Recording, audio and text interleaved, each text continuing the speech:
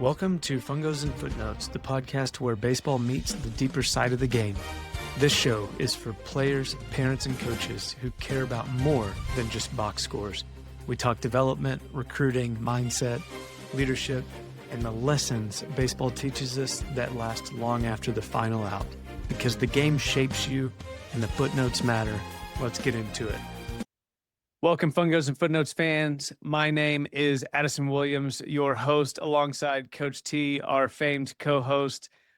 We have an exciting conversation today. We're not just talking about lessons or growth. We're talking about a cultural shift in youth sports. We're talking about when development becomes pressure. Oftentimes it does, especially whenever we put so much pressure on kids and youth sports. The dynamic of the love and the fun for the game doesn't actually work. And so today on this episode, we're going to talk about some ways that we can shift the paradigm in youth sports. Private lessons are at an all-time high, but kids are burned out than ever before. So the question isn't, should your kids take lessons? It's, when does development quietly turn into pressure? And so to tee this off, no pun intended, Coach T, we're going to talk about the tipping point, because we've both seen it in our years of coaching select baseball, high school baseball, college baseball. What is a tipping point, and how can, if we see these signs from our youth players, how can we change the paradigm? So really some of the tipping points, and there's several, and how do we see them? How do we notice them? But man, if your kid dreads going to practice, that can be a huge sign right there, right? Or lessons, right? Maybe they don't want to go do their lessons tonight. So, or they get performance anxiety in the game. You can see that they're really anxious, and we can talk about some ways to tackle anxiety on an individual level. And then overthinking, that is a killer for a lot of kids. They get a paralysis by analysis. And I think when coaches present or instructors present really complex thoughts to younger players, we get some of this, right? And that's mostly a lesson thing. Or it can be a game thing when in practice we briefly cover something really quickly without allowing the kids time to assimilate the information. And then we call on them in the game to perform, for example, signals, bunt coverages, that kind of thing. And then, hey, we get going on all those things, and we're continuing our advancement on our training, whether it's team oriented or lesson oriented. And we haven't built a good enough base where that confidence killer sneaks in there to get guys, because we've passed up their base. It's kind of like math, right? We passed up adding and subtracting and went straight to dividing. So that's very important that we stay on track with our players in that respect. I love what you're saying there. And I think it's huge that we should touch on confidence drops despite more training. I think that there's this element of we have to be on a team, and then all of that then ties into private lessons for defense, hitting, pitching, speed and agility. The list goes on and on and on. And Absolutely. let's be real. We're not saying don't take private lessons, but we also have to realize that kids are still kids. We have to slow down and take a breath and recognize that, and we've said it before, baseball is a long game. Baseball is a late blooming game. And a lot of these youth players, quite frankly, they don't even get to the high school season because their tipping point came in 6th, 7th, 8th grade after they've been on select teams. Coach T, I remember select organizations that we've been a part of that they're starting select baseball at 8 years old, and it's like herding cats. So let's just relax gosh, yes. a little bit and allow the kids to have this freedom.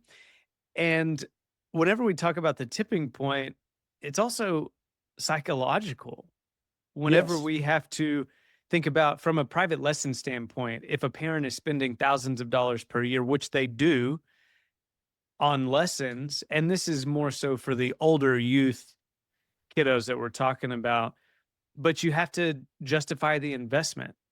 I remember personally, and then I'll let you chime in. I remember whenever I was coaching select ball, I would have my beginning of the season talk with my parents, and I would tell my parents, hey, you have entrusted me with your son to coach this team. You've invested $2,500, $3,000 at the time, whatever it was. Trust me. So then I can then go and instill my knowledge and wisdom of the game into your kiddos. And on the flip side of that, I've also told the players, hey, if you're checked out, because I do look for the tipping point, I do look for signs, just as you do, Coach T. This idea of, hey, if the player's not giving it their all, chances are there's something going on. It's not that they don't love the game, it's that something is going on mentally that is blocking them from having fun. And that's what we're talking about. Just recognize some ways to get into the mindset of these 8 to 15-year-olds. Absolutely. One thing I think that we're when you have a lot of money invested, the player feels like, man, I can't fail. Right? My parents spent a lot of money on this. I can't fail.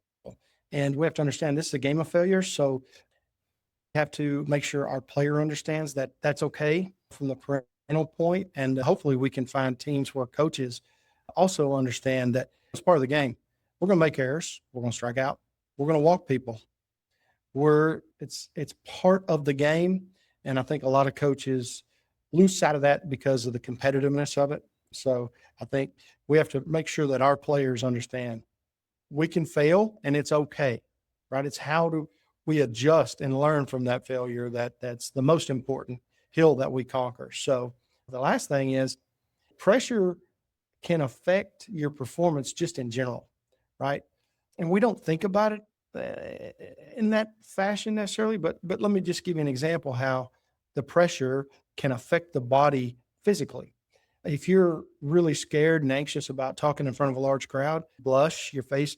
So the thought of the pressure changed the dilation in your blood vessels in your face and you blush. So a thought can actually have a physical reaction. And so pressure of the situation can affect our player physically and decrease production or decreased performance. So we have to help our players understand how to combat that and understand that the pressure to perform comes only and solely from themselves. It doesn't come from us. It doesn't necessarily come from the coach. That has to be an internalized thing. And so that's a really tough order for a lot of parents and a lot of coaches. So that's why almost every big league team now has their own psychology department.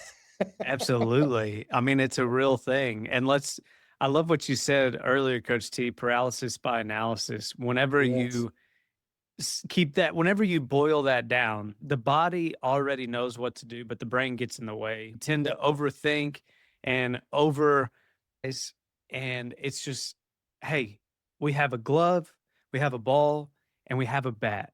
I mean, for Yep. youth sports, obviously, let's teach the fundamentals, but then let's just let the kids have fun and let's see what happens. Absolutely. Let's go back to you throw the ball, you hit the ball. That's actually Bull Durham. Throw the ball, you hit the ball, you field the ball. That's Absolutely. pretty much granted, got to have some high quality training and some high quality coaching on the fundamentals, but it boils down to it's a game. We need to have fun. We can have fun when we have success. We can have success when we are relaxed and we are prepared. So we need to keep our players funneled into that line of thinking. Hey, preparation, that's where it's at. It's okay to fail. Here's how we're going to attack failure. Here's how we're going to manage our failures. And because we can do those two things, we're going to have some success and then we're going to have some fun. Yeah.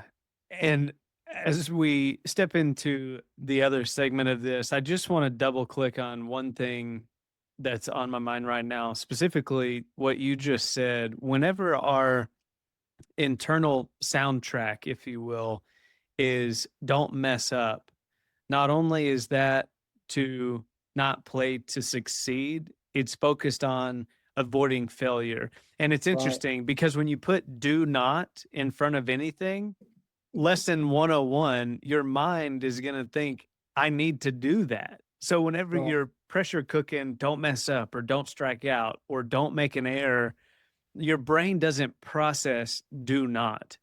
And so this idea of psychology is huge. And we have to recognize that in order to keep it fun, we have to think through things of encouragement rather than just do not do this because it's going to just mess up the brain. I do think when we get those do nots going and we get that pressure going, we tend to lose our aggressiveness, just our natural aggressiveness. And I'm going to be honest, regardless of succeed, fail, aggressiveness and no fear attitude, essentially. If you're hitting, be aggressive. Guess what? We might swing and miss. Doesn't matter. Be aggressive. If you're a hitter, get in there and hit. And guess what? Hitters swing and miss, right? But if you get all that pressure going, we lose our aggressiveness, and then it becomes a bigger hole to dig out of. And I did see a deal the other day with Pete Rose, and I'm sure it was an old deal because he passed away now, but he spoke on aggressiveness. He said every at bat was that he had, didn't matter who the pitcher was, didn't matter what the situation was. He had one intention when he got in the box, and that was to put a good swing on a good pitch every single pitch. And he tried to maintain his aggressiveness all the time. And that's probably why he played the way he played. Yeah, practically, whenever you think about sports, baseball is such a slower game. Like if you compare football and basketball to baseball, it's a completely different element, right? Pitcher has control of the ball. Now there's a pitch clock to speed it up. But framing baseball and softball as a sport, it is so much a mental game that it is very easy to get wrapped up into this mindset of what we're talking about. And I would just encourage us, like what T you're saying about Pete Rose, be aggressive the same way that a linebacker would try to sack the quarterback during a blitz. Yes. Be aggressive. They're not thinking about that. They're going to what they were trained to do in practice, right? The repetition. Pitcher covering first base on a ground ball hit to the right side. At that point, they're not thinking about it. They're just doing it because the body knows what to do. And so that's how we can really unravel this pressurized baseball world and focus on development and have fun doing it. If you make development Absolutely. fun, the kids are going to retain it anyway. Right. So what does great development look like? What do you think? That is a great question. I think great development is number one, a coach that actually cares about their players. Let's just get the elephant out of the room, T. That's like That is most true. important. 100%. So I think we got to have some downtime in there too, though, right? We can't have lessons 5 days a week. We can't have baseball practice 5 days a week. Although most high schools play practice 5 days a week. Colleges certainly do. It's a little different animal there, but when we're talking about younger players, man, we got to have some time to let the kids be a kid, especially when they're little. If they're under 12, man, they need some downtime in there. So they got 2 games a week and they got 2 practices a week, and then we're giving them lessons on their days they don't have practice or games, to lose their ability to have a kid. So then they lose their joy. Again, that's another one of those things where they start associating the game with loss of joy or approval. And so that drives a wedge between them and the game. So we have to be very careful about that. Absolutely. So you're talking about having fun, Coach T. I just want to have a quick segue on this podcast. I want to know, Coach, did you ever play two ball? All the time. Loved it. So I have to say, for those listening to this podcast and don't know what two ball is, you're going to have to look up what two ball is. Coach T, you would be in shock with how many people I actually asked that question to. They don't even know what it is. And I'm like, Right. that and fungo golf are the two greatest games that you can play on a baseball field to make the kids have fun. Absolutely. Yes, without a doubt. And we used to do two ball every single game when we'd get to the field, and we're waiting on the rest of the guys to get there so we can get our stretching or running or whatever it is going. Man, we're playing two ball. And the guys that enjoyed it, hey, they got there extra early so they could play more two ball. Absolutely. I mean, I remember playing hacky sack at elementary school recess, Yes. right? It's two ball before a baseball game. It's having fun. And that's what we're talking about. It's like, hey, whenever parents listening to this, this is where the fun is. because the kids are laughing between reps. They still want to go hit and play catch in the backyard with you as a dad or a mom, whoever, but engaged in the game, right? Yep.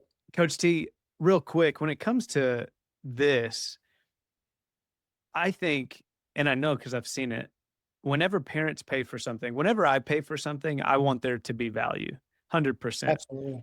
Value comes from the coach. Value comes from me showing up, being intentional about bringing my kid to practice. But also, we have to realize that kids are still kids. And Yes. even though we paid for something, whether it's $60 for rec team or 2,000 for a select team, because they're just trying it, they're just seeing how it is. Let's just make sure that they compete without fear, like what you talked about, and they're energized. They want to go to the field because this game is a special game. I've learned a Yep. lot. Coach T, you've learned a lot, but we don't want to feel drained when we're leaving the ballpark. Yeah, and that value thing that you say you want to get if you're paying for a lesson, I think we should do an episode on how to recognize a good lesson. Is your instructor doing a good job? I do think all instructors, again, they're worth a certain price because I think all instructors provide a service. That service may be extra reps because there's not a lot of quality going on there, but we are getting extra reps. So that's worth something, right? So they are providing a service. But when I was in the training business, about once a month, right? Because I had a lot of returning clients. They came every single week. About once a month, I went down to the party store and I bought one of those big belts like the wrestlers have, right? And I'd wear it around. I'd be the king of the hitting game. And if you ever beat me in the hitting game, right, you could sign the belt and take it home and do some social media stuff with it and bring it back on your next lesson, right? And so, and I'm going to be honest, I I wouldn't let them beat me every single time in the hitting game. And we would do about the last 10 minutes of that every fourth lesson, that one lesson a month of the hitting game. And the kids ate it up. And especially when they won, right? So making that growth process and that repetitive process of those lessons, making it fun, giving them something to look forward to. And you can even bring it up when you're kind of in the middle of one of the monotony of the repetition. Maybe we're working a certain drill because we're trying to attack something in the swing and we're working that a lot. We can tell them, man, you keep grinding this out. You're going to beat me this month in that hitting game. And man, it's a good thing. But I do think we should just briefly, quickly talk about why lessons don't always show up in the game. Absolutely. Yeah. I think it is very important. Whenever you talk about lessons, there has to be a dynamic of learning. You have to constantly learn a skill before Yeah, you that's the can value. That's execute it well. hopefully that's the value Yeah, that you're looking for when absolutely. you pay. Yeah. Yeah, I think, and again, I think we should attack this with its own episode, quite frankly, and talk about ways to locate and find and know, hey, is my instructor doing a quality job with my kid? Am I really getting what I'm paying for? I think we need to do a whole episode on that. But I will say, number one reason things don't show up in the game, that you don't see the quality of the lesson in the game because there's not enough pressure in the lesson, That's good. or there's not enough fun in the game. It's one of the two, right? And then the other part is the lesson speed ain't quite the same as the game speed. And I don't mean like the velocity of the ball. I just mean the speed and the intensity level. So that could be part of it. And the other part could be, hey, the player's still growing, right? They're still growing. Every time they have an at bat or every time they get a ground ball hit to them, it's like making a deposit in the bank, right? But it takes time for that interest to grow before we can make a good withdrawal. So we have to consider training in that mindset that we're making these deposits. At some point in time, we're going to be able to make a withdrawal. So That's really good, Coach T. That plays right into long-term mindset. Going into youth sports, great development is a long-term mindset. There's no quick fix to absolutely. baseball. Nope. And working through that also reminds us that encouragement should always be greater than correction. Whenever you are always putting your thumb down, hey, I'm even mindful of this whenever I coach youth sports today. I want to fix everything because I can see these young players, it's like, oh, you Oh, want to fix it. And it's so you hard. There's so many rabbit holes you find yourself crawling into trying to fix every aspect of every 8-year-old's game. absolutely. But then you come back a layer and you're like, no, number one, they have the freedom to play because maybe this is their first year and you Yeah. just have to smile and roll on. And then it's also the long term mindset. Are they going Yes. to remember that I told them to stay on the balls of their feet instead of their heels at an 8-year-old practice? Right. Maybe, maybe. But that's going to come over time. And that's what we have to Yes. realize as parents and coaches that those types of things, if they stick to the game, they're going to recognize, oh, I better not stay on my heels. I better get on the balls of my feet. They're going to know. Their body's going to tell them because it knows what to do. We just have to mold and herd the cats as we move along. And then that's Exactly. good. And we've talked about it before. That's what great development looks like. It's smiling, having fun, but then also teaching, right? We want to teach and coach the fundamentals, but we want to also give the softball girls or the baseball guys the freedom to play the game and stay in love with it. Yes, absolutely. Well, how many practices or how many lessons? How many is too many? That's a great question. And I think that people are overloaded with practices and lessons these days. Oh, I do too. So a coworker that I have has an 8-year-old son, and of course, this guy played in the big leagues, right? So it's not like he's doesn't understand the game or have any idea about the game, and he's super cognizant of that. And so with his player, they do some lessons, but his player begs him daily, "Daddy, let's go outside and play catch. Daddy, let's hit." And so he obliges, but also he realizes that his player likes to ride his bike and be a kid, and they have an area behind their house where there's a green belt, and he likes to go out there with his buddies and play football and shoot baskets in the driveway. And so he allows, he doesn't push, he allows for his player to be the instigator on the daddy, let's go play catch versus, hey, buddy, we got to get outside and work on this or that. So I think we got to allow kids to be kids. That should be our guardrails on how much is too much, right? And I think also, right, I think we have to have just, let's be practical about it, right? For, like I said, kids that are 12 and under, and maybe it's not the same for every 12-year-old, right? There's a lot of kids that are a little more mature at 12 than others. So, but I'm just kind of using a general base here. 12 and under, 2 practices a week, 1 lesson, tournament every other weekend. That's pretty practical, right? 2 practices a week, 2 lessons a week, tournament every single weekend. That's nuts. That's over the top. So we have to kind of have a balance in there, right? The kid doesn't need to play a tournament every single weekend and in order to get himself ready to make the high school team. And he certainly doesn't need to play a tournament every single weekend so he can have a big old sack full of $2 rings. Absolutely. And you got more than $2 worth of rings, I'm sure, coach. We don't have to talk about that today. I As might we have a few. You might have a few. That's okay. Blue today. That's a good look. Yeah, you got the memo finally. I did. I did finally get the memo. Hey, so parents, I want to leave you as we talk about the framework. I want to leave you with a quick system, and I'm going to drop it in the show notes as well. But this system has 3 things, and it's going to summarize exactly what Coach T and I talked about. Call it the development check system. Here's your practical Yes. framework for today's episode. Number 1, it's a joy check. If the joy is gone, development won't last. And so let's make sure that our kids remember to have fun. Number 2 is our confidence check. Are they walking off the field taller or smaller after practices and games? That's good. And the third one is a transfer check. And Coach T, it goes back to what you were talking about, the transference between a lesson and a game. And it goes like this. We're not just looking for perfection or flashes of good.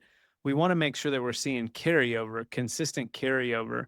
And so, parents, I would encourage you, if your son is doing private lessons, have a conversation. Don't point fingers, but just also see in your mind, hey, what's going on in the private lesson? And just take note of that and then see if that is transferring into the game. Not every game is going to get a ball hit to the shortstop and third baseman all the time. So look for warm-ups. Are they playing changeup catch if they're a pitcher? Are they doing short hops to work on their defensive drill? There are little things that you can look for as a parent and players listening. Even if it's not in the game, make sure that you're doing those things at practice too. But that's the transfer check. So joy, confidence, and transfer, those are the three things whenever you're talking about development under pressure, we want you to remember and focus on those. If you're out of line with those, something needs to change. Figure out what that might be. Yeah, and I think on the transfer check, right? Little Billy has struck out a bunch of times. We're going to get little Billy some lessons. Little Billy's still striking out after a few lessons. There could be some positive signs. He was defeated when he got struck out a bunch, to the point where as a parent, we felt like, gosh, we got to do something to help little Billy. So we did the lesson front. Now he's still struggling. He's still striking out. Is he still defeated mentally, right? Has it changed his countenance? And if it hasn't, if he still gets in the box with some confidence, even though the result might not have changed, it has made a positive impact on the player. It's harder to see, but it's there. And in time, again, we're always talking about a long term here. In time, little Billy's going to start hitting the ball because his confidence level has raised. That's a little harder to measure. It's a little harder to quantify, but parents can see, parents know. And so those are the things that we have to look for when we are looking at that transference, right? We may not see immediate, tangible results where little Billy starts hitting home runs after his first hitting lesson, but there are some results there and we should see some. So we definitely need to apply that when we're following that checklist. Absolutely. Coach T, I feel like we have a solid episode for the parents and players to remember that development is development, and let's not pressure cook it.